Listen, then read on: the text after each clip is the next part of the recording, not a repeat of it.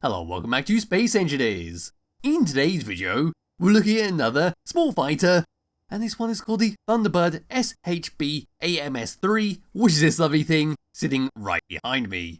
So this is a very well-armed ship that features 6 custom missiles, all AI enabled, so if you fire them and there's an enemy within 2.5 kilometers, they'll home in onto them and hopefully deal a nice lot of damage.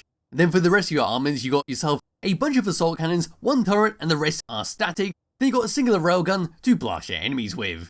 So what I'll do is press F10 to find it in spawn menu, go through here, then we're going to have a look around the outside. So for the Thunderbird, this thing is 2,461 small blocks, using the Heavy Industry, Warfare 2, Wasteland, and Sparks of the Future DLC pack. We've got a nice lot of information about it, so we've got a big old story behind it, and down here is the specifications, what scripts it uses, and then of course all the important stuff on it.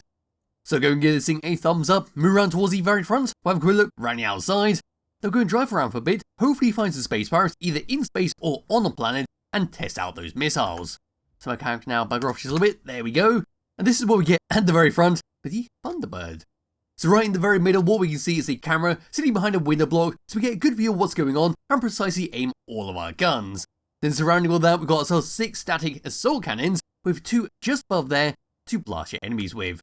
Right down to here, then got a singular railgun to snipe your enemies, say if your missiles miss and you want to stay at maximum range. We're going to come around onto the side, so this is all we can see, turning off my light. So we've got some lovely grey panels that come across to an orange strip that continues all the way along towards the main body. As we were to get across to the main cockpit area, what we're going to see is a bunch of window blocks, but this time we've got multiple stacked together in order to give your cockpit as much protection as humanly possible. So at the very front here, we've got ourselves a bunch of window blocks in a standard cockpit design. Then behind it, we've got 2 slanted windows that then come across to our cockpit, which is where we're going to be sitting. If you were to sit inside here, that's simply what it looks like, so you can take one hell of a lot of shots from the front, and what should last a nice long time. If we were to pull away from that and move around onto this section, we can see a large hydrogen thruster to give us a nice lot of speed. As we were to drive this thing around, we've got a spotlight to light up the darkness, and over to this part, these are our custom missiles and our auxiliary hydrogen tanks. So up to here, these are our missiles, but we've got a blue light on the front and a couple of event controllers. If we move around onto the side of these things, we see they are hydrogen powered. They've got a gyroscope on there, a time block, hydrogen tanks, then at the very back here, we've got ourselves our warheads. These are all controlled by the cockpit, so we can launch them individually if you wanted to. And for the hydrogen tanks, they are just, well, a bunch of hydrogen tanks strapped together in a similar design. You can also disconnect these from the cockpit in a similar manner to the missiles, but we see that a bit later on. Pull around towards the very back of this thing, here we go. So there's our 2 hydrogen thrusters, much like the ones on the very front to push us around, 2 more spotlights to light up the darkness, a connector and camera to help dock this thing up. And moving all the way up and looking down this thing, there's some primary hydrogen tanks which are currently turned up because we do not need to use these straight off the bat. No, we can use the auxiliary tanks first of all, use up all of them, launch them off towards an enemy, and then we can turn these on, and well, that should maximize the amount of time we can spend flying. 2 more hydrogen thrusters move us down in space, and the top here is our assault cannon turret. There's 2 more of our static assault cannons. Over to this part, a medium cargo container with an O2H2 generator on the front. There's our cockpit that we talked about just a minute ago. And moving all the way along to there's another gyroscope just sitting behind those window blocks. At the very front there we are. Moving all the way down under this thing, down we come, down to here. Unfortunately, I can't put my light on because it does get a bit glitchy with that. Yes, there's bottom of our railguns. There's another gyroscope. Then moving all the way along, there's a bunch of time blocks, which is how we're going to be, well, using all of our missiles, and of course our hydrogen tanks on the side. Across this section, we can see some more assault cannons. There's another camera to help move this thing down and safely put it onto the ground, while of course blowing up your auxiliary hydrogen tanks. And down to there's a bunch of hydrogen thrusters, a lot more than being on top, because this is designed to go on a planet as well.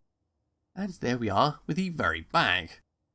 That is it for the outside of the Thunderbird SHB-AMS-3, and it looks bloody fantastic with how it's all being up. It's very heavily armed, very good for destroying larger vehicles in itself, but if it was to get attacked by, say, a bunch of small fighters, it will be quite a sitting duck due to how exposed the hydrogen tanks are on the back, but due to the fact this is designed to engage at, well, around 2.5 kilometers, it should be pretty good at, well, shooting and scooting.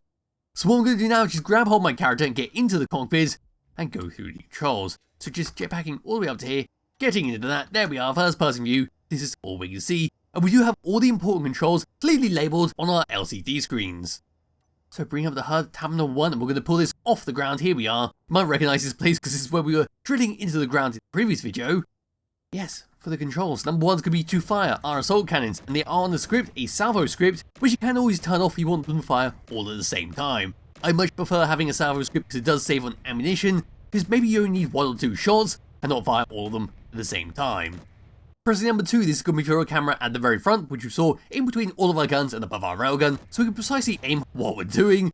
Pressing number 3 is for a camera just above our cockpit, to get a slightly better view of what's going on ahead of us, just in case our guns are, well, firing rapidly and blocking up all of our view. Number 4 is then to take control of our railgun and mouse click it to fire, there we go.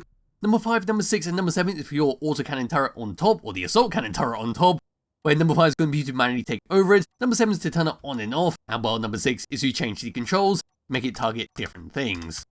Number 8, number 9 we do not need to touch because these are going to be for our hydrogen tanks around the outside. Open to tab number 2, they've got controls for our missiles, but pressing number 1, number 2, 3, 4, 5 and 6 is going to be for the missiles all the way around the outside, with number 9 being for our hydrogen tanks below our ship when we want to jettison them, say when they're empty, or we want to use them as weapons. Over to tab number 3, we've got controls for our hydrogen thrusters, and a few other things to do with our salvo script, where number 8 is going to be to toggle it on and off, which is clearly labelled in the cockpit. Number 6, number 7 is for your radar dish, but currently they do not work, not actually too sure what's going on with that, but nothing seems to happen when I click them. Tab number 4, we then got more controls, where this one's going to be to set our hydrogen tanks to stop power on and off on the main ship. We've got batteries to auto recharge. Number 3 is for your antenna turner on and off. Number 4 and number 5 is going to be for your projectors to rebuild up your missiles and of course the hydrogen tanks, where number 4 is going to be for our missiles on the side, and number 5 is going to be for the hydrogen tanks, so there we go. Number 6 for your connectors to lock and unlock it, 7 and 8 is for your magnetic plates, and then number 9 is a remote control block, just in case you want to fly it around from the ground, or say from a remote control station. Coming out of that, no tab number 5, then got controls for lights around the ship, and then one final camera that looks straight down to help dock this thing up. So that all done and out of the way, all we've got to do now is fly this thing around, find some enemies, and test out the missiles. So moving forwards, this is what we get. We are fairly slow at the end of the day for a well-armed fighter. It's going to take quite some time to get up to 100 meters per second, where I don't think I'm actually going to wait and get that far. Anyway, letting go of that and coming to a stop, that's what we get, about the same as moving forwards, where, well, again, it's very slow, and you do risk slamming into stuff if you are charging along towards, say, your base, or a trade station at maximum speed. Moving left, and move right. A surprising amount of speed with that. Feels about the same as moving forwards and backwards, which is always nice when trying to maneuver this thing around and get it into a very tight area and say dock it up. Moving down, very slow with that, and that's the slowest on the ship. Moving up should be the fastest, because it can go on a planet. There we go. Nice and fast, and should do well on pretty much anywhere. Anyway, what I'm going to do is now flip this at 180. There we go. That should stop a lot quicker. And yes, as for gyroscope controls, this is what we get. And as you can expect, we've got a nice little control over this, but it is fairly heavy to move around. It feels very much like a large block frigate, does with its weight, but still perfectly suitable for a small fighter, especially when you've got to try and aim your guns at the front there, and say hit a moving target. But as for that, that's pretty much it for the outside and the controls. So all we've got to do now, like I said, is find a space pirate and test out the missiles on them. And here we go, we are now at the pirate headquarters that sit on Mars. I have shot this up in a previous video because you can see some of the turrets are on fire. If I look over to there is the wreckage of one of the ships that I was showcasing. So what we're going to do, means we are within range, is now coming to tab number 2, and we're going to launch the missiles. What I am going to do is make sure the camera is nice and lined up with the ship. Wherever the ship has gone, there it is. And now what we can do is say launch 1 and 2, and the missiles should now shoot towards the enemy outpost. So we're now going to hide the HUD, and just fly it all the way along as best I can. Here we go. And anytime now, they should just slam straight into the outpost and deal a nice bit of damage. So following it along, any second now, look at them go. They're now convening onto a single location. And there goes one into the main body, and the other one just sort of slammed into the ground because it seemed to be going for this X right here and went straight through the middle. It was to say launch all the other missiles. And here we go with the free camera. They're now charging along towards the pirate headquarters or outpost. Forgotten what this one is. Now getting a bit closer. Anytime now, just slam straight into that. There we go, 3 missiles into that. And 1 missile. Oh, it looks like it was going for the Gatling gun right there, but he completely missed it. And now he's going to charge along. And, well, I'm not actually too sure where he's going, but he's going to slam into the ground. I thought it was going on his own little adventure there. And, well, that is that for the 6 missiles. So now what I can do is charge along straight towards it and get ready with number 9. And we can go drop off our fuel tanks straight into the middle of the base. I don't think any of the turrets are alive on this base. I think I probably disabled it in the previous video. or whenever I actually did that video. Here we come all the way along. And then anytime now, what I'm going to do is press number 9. And then there goes our hydrogen tanks all the way down. And should go straight into the main body. Yes, they did. There we are. That's a nice bit of damage. And Beans in Space is a complete sitting duck. And I'll switch to the autocannons. And we'll start to blast them. I can also just go and turn off our salvo script. We do not need them. And then come back over to here and shoot them all at the same time. Go and fire the railgun. And, well, that's about it for this video. So yes, it's a lovely little ship to use in your world. If you do want to have a very heavily armed small block fighter, great for long range engagement, and well, very easy to repair up and get going once again once you fired all your missiles and ejected out all your hydrogen tanks. So be linked to it in the description below if you wish to download and play around it yourself. Highly recommend you do. I'll be back with another video some point soon. Bye bye.